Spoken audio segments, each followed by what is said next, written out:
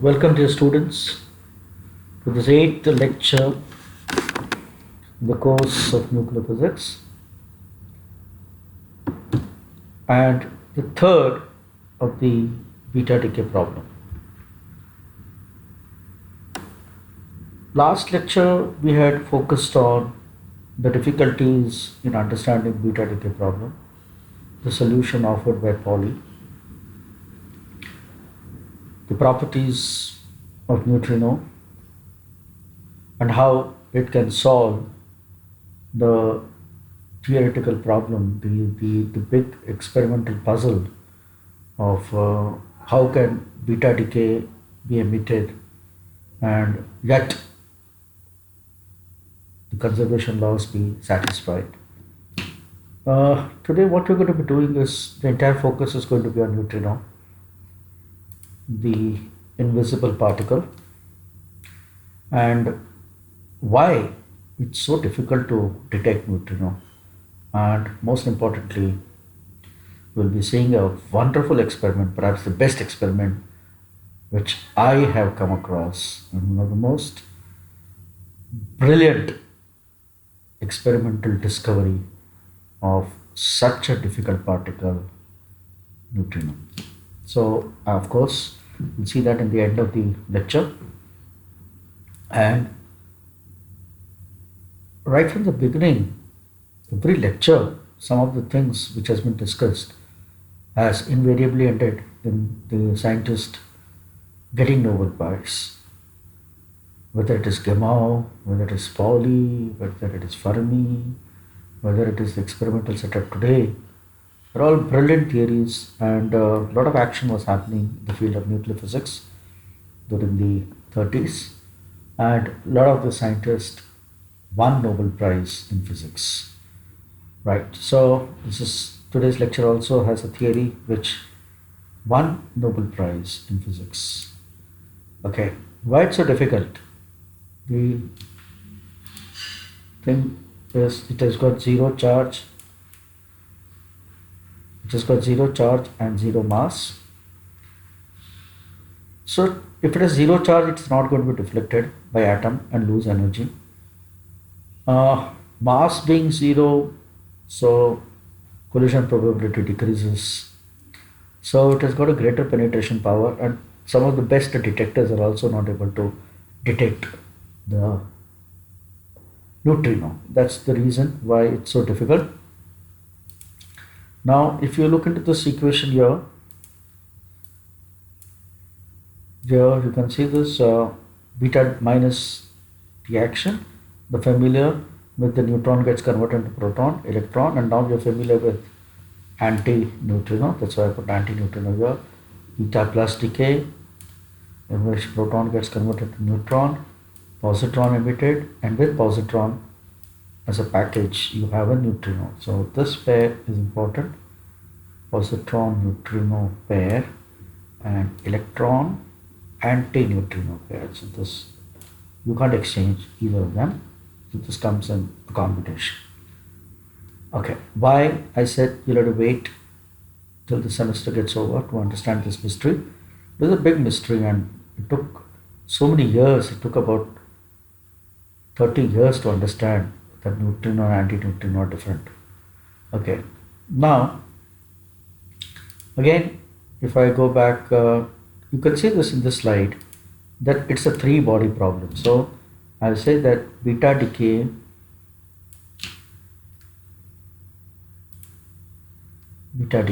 is a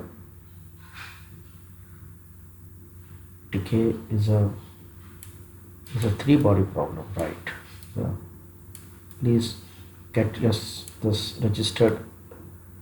It's a three body problem, right? Okay, it's a three body problem. Why it's a three body problem? Because you have daughter, you have electron, you have anti-neutrino. Or if it's a positron emission, it's positron and neutrino. So there are three particles involved, right? So if there are three particles involved, then the conservation of linear momentum, angular momentum is taken care of. You can see that they fly off in different directions. Earlier people didn't know about neutrino, So this angle was not 180 degree.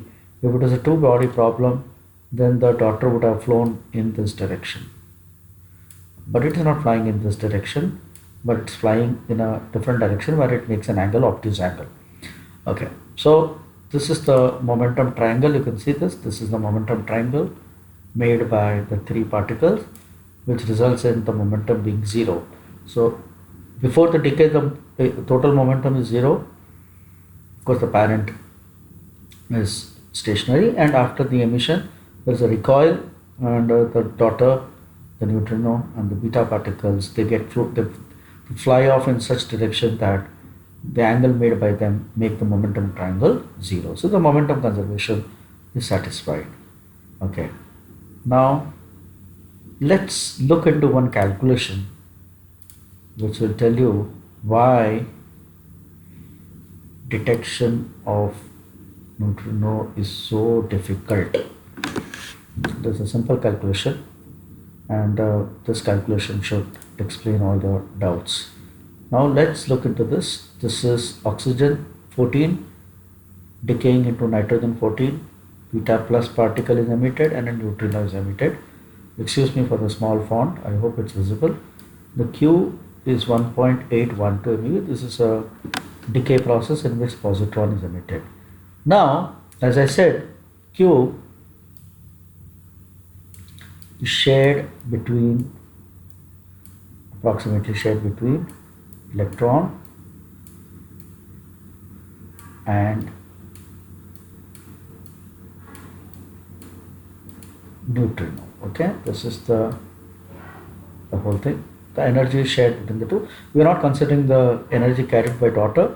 Actually, this should be energy of daughter also, in this case nitrogen. But nitrogen being heavy, you can equate this to be zeros. So you can have, this is nearly equal to, so you can remove this equal to sign. Let's see, I have to get the eraser. Okay, I'll erase this. Equal to, instead of equal to, I will put nearly equal to. Okay, so this is the whole idea. Now you know that the energy of electron varies from 0 to Q. So energy of neutrino has to vary from Q to 0 because their summation is equal to Q, right? Now we take a case in which electron energy is 0, and so in that case what happens is the energy of E nu would be maximum, that would be equal to Q. If electron is 0, then obviously neutrino should have Q energy. So what we are trying to do is we are trying to convert three body into problem into two body problem. We're converting to handle two bodies is a simpler case rather than dealing with three bodies. So we have eliminated the third body by considering a case where the energy of the electron is 0. So it doesn't fly off with any momentum. So the momentum triangle has to be only between the neutrino and the daughter. Okay, fine. So that's what we have done.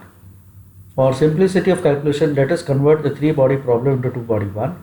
We know that the lighter particles carry bulk of the Q. So fine, those things we have seen. So E beta plus is 0. So we have Q is equal to E nu max.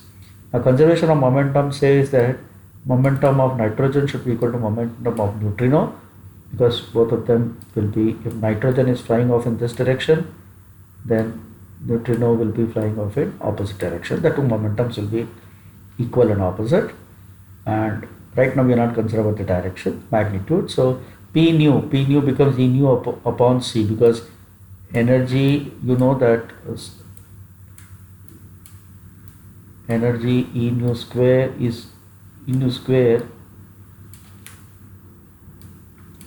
equal to m0 square C4 plus E square, C square. This is for the relativistic case, which is applicable to neutrino. Now since the mass is nearly 0, so I put this as equal to 0. So E nu would be equal to, E nu square is equal to P square C square. So P nu in this case would be equal to E nu upon C. Now what is E nu? E nu is equal to Q. So I put 1.812 MeV by C. Now En square is P square upon 2 Mn is 1.2 MeV by C whole square divided by 2 into 14. 14 approximately I have taken as the mass of nitrogen in AMU. So I have converted this into MeV by C square by multiplying it by 931.5. If you do the calculation, then you turn out that the energy of nitrogen, yes students, is turning out to be very, very less. Now what is the, you hardly notice any motion of nitrogen. If they are not able to detect the energy of nitrogen, how can you detect in which direction it is flying off? So if electron was moving like this, and if nitrogen was making an angle and trying to fly off in some other direction, if you are able to detect this, then what happens is you know that there is a three body problem and you have a indirect evidence of neutrino. But this chap, nitrogen's energy is so less, you can see 125 electron volt, and 125 electron volt is so less that you can't have any detector which can measure such low energy. This is just an approximation we have done in the worst case. Okay, of course, if electron is sharing the energy, then the nitrogen energy is going to be still less. Okay, in the most favorable case, it is not going to be exceeding more than 125 electron volt. So the whole idea is that we are not able to register the presence of daughter or the motion of the daughter. The presence of electron is easily found out because it travels with great speed, it leaves behind some track in the detector. Nitrogen with such a low energy is hardly moving, it's almost stationary. So we don't have indirect evidence of neutrino. Is correct here, there's an N missing. Yeah. Okay. Let's see the experimental setup and the experiment which detected neutrino despite such difficulty. Now understand that the neutrino is invisible. You don't have indirect evidence of the daughter. Despite that, you will have to prove that neutrinos exist. So that was really a tough job. Now you have neutron converted into proton, electron and a neutrino. If I shift this anti-neutrino, this electron on the other side, on this side, it will change its sign. So you have neutron plus positron giving rise to antineutrino plus proton. The same equation, the only thing we have done is we have shifted electron from RHS to LHS. If you shift to a parameter, a variable into change the sign, then the sign obviously changes. That's what we have done. So the opposite sign of electron is positron. Right.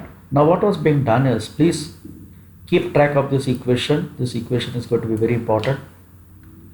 Now the whole idea of the experiment was they bombarded antineutrino on proton. It is not possible to detect one antineutrino, so they chose a nuclear reactor. They chose a nuclear reactor. Once again,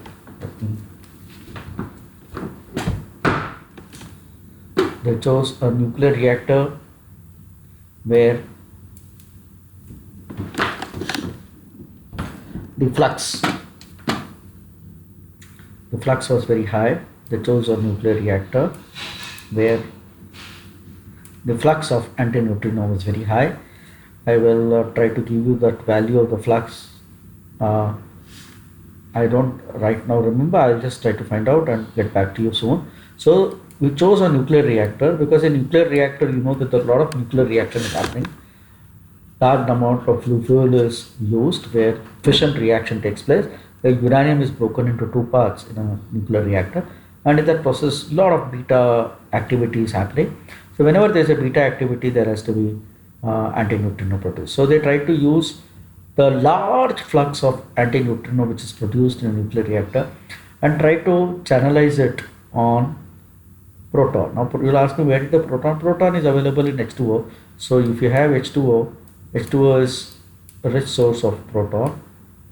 So they took a tank in which they channelized the entire byproducts of the reaction, and in such a way that they ensured that the large flux of antineutrino was bombarded on water.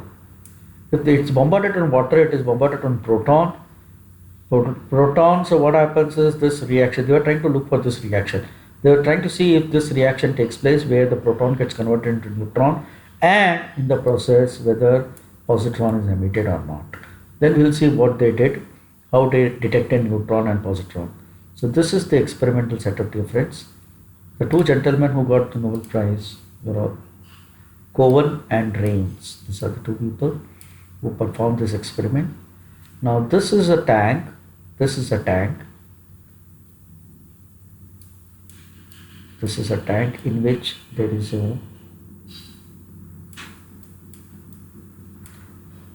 concentration of H2O and CdCl2. So CdCl2 is a salt which is dissolved in water. So this water contained H2O and CdCl2. On either side, this side of the tank and the other side, they used a liquid scintillation counter. I think scintillation detector you studied in SY. Scintillation counter is able to detect any radiation, whether it's alpha, beta, or gamma radiation. So they are able to detect, and they were trying to register the presence of gamma rays by using liquid scintillation detector. Okay, now what was happening is, okay, this is the reaction. Now if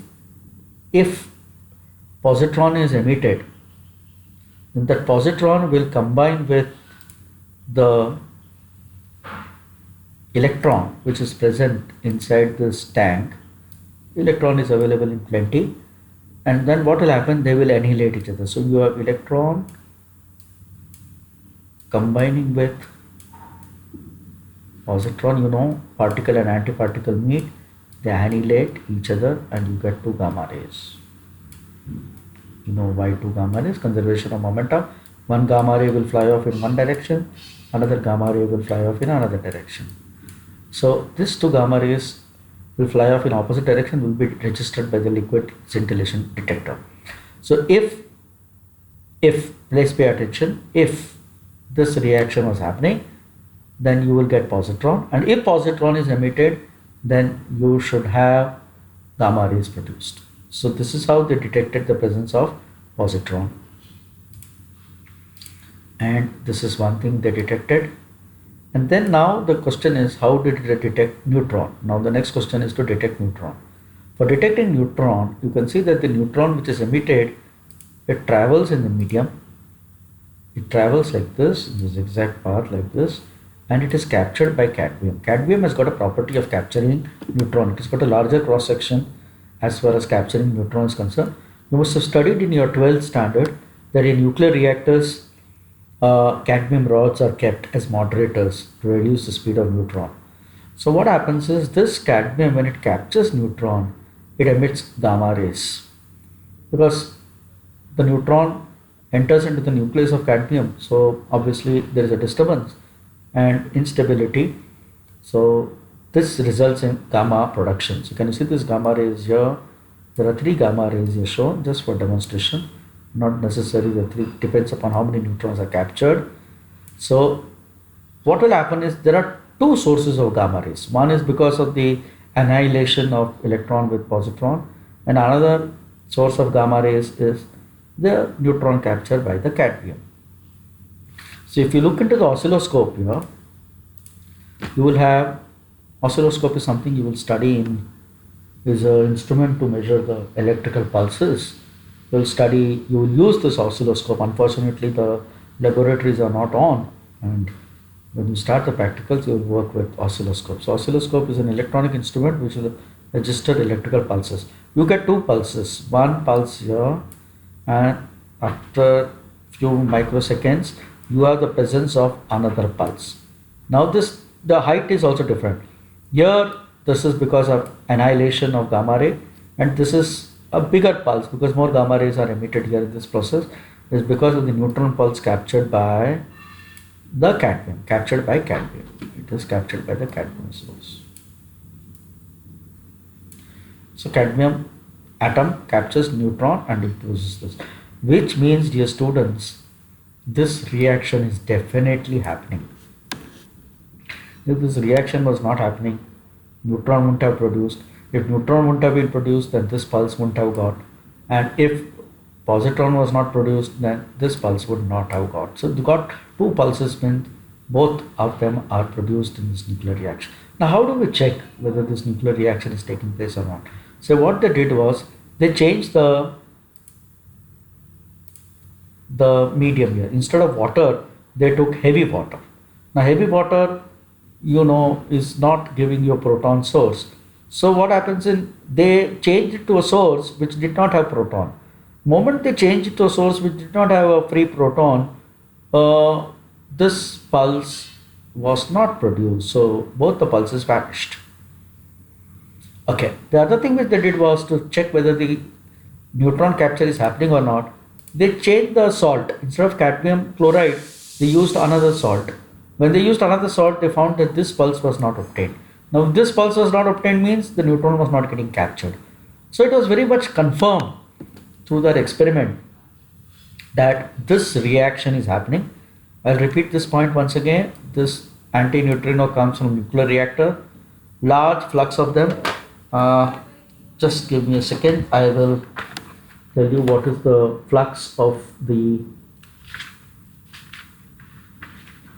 neutrino, so that you get an idea about what is the probability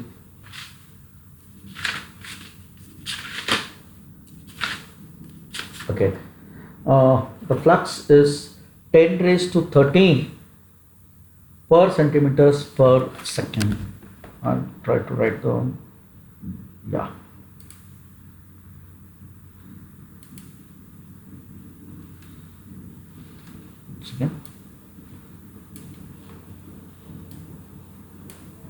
Okay, it is 10 raised to the flux of neutrino, antineutrino, 10 raised to 13, okay, per square centimeter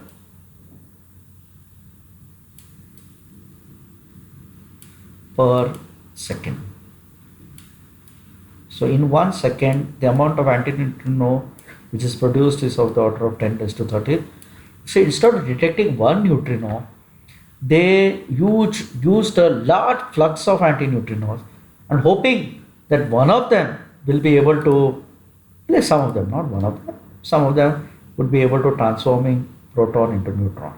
Rather than looking for one antineutrino, they actually bombarded by such large flux of antineutrino near the water tank combined with cadmium chloride salt, and hoping that if this reaction takes place, they'll be able to detect neutron and positron. Okay, now let's go to the next point here. Experiment to demonstrate that neutrino and antineutrino are different. So this is also very important. This experiment also proved that antineutrino and neutrino are different. So we will also look into that, how they could do it. Now I need your attention here. See, this is the reaction where chlorine decays into argon 37, which is radioactive. In the process, it emits electron, here beta particle, and antineutrino is produced. Okay. Now if I take antineutrino on this side, this becomes neutrino. Neutrino combining with chlorine 37, it's one of the isotope of chlorine, gets converted into argon 37, and you have electrons. So they, instead of neutrino, if I have this reaction, then if neutrino and antineutrino are same, then you should have had chlorine getting converted into argon. But this reaction was not happening, which means that neutrino and antineutrino are different. Repeat this argument again. This is the original reaction which is observed. Neutrino combining with chlorine 37 giving argon 37 and electron. So if you bombard neutrino only, then this reaction takes place. If instead of neutrino, if you bombard antineutrino, which is found in the nuclear reactors you have only antineutrinos produced, not neutrino, then this reaction was not happening. This reaction is not happening, which means this particle and this particle, they are different. They are not same. Neutrino and antineutrino are different. So this experiment also could prove that there are two types of neutrinos. One particle, and then another one is like its antiparticle, like electron and positron. Right. So let me quickly summarize what we did in today's lecture. What we did is we focused on why it was so difficult to detect neutrino.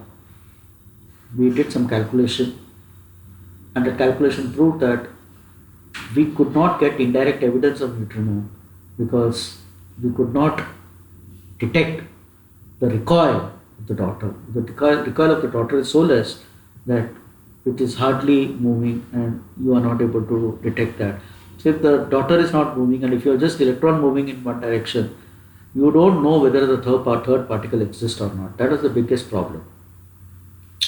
And we also saw the calculation. This is the calculation I was talking about. Then I spoke about the Cohen-Rains experiment, in which they could conclusively prove the presence of neutrino. And as I said, they won Nobel Prize for that. And we also saw at the end that neutrino and antineutrino are not same, they are different. Okay.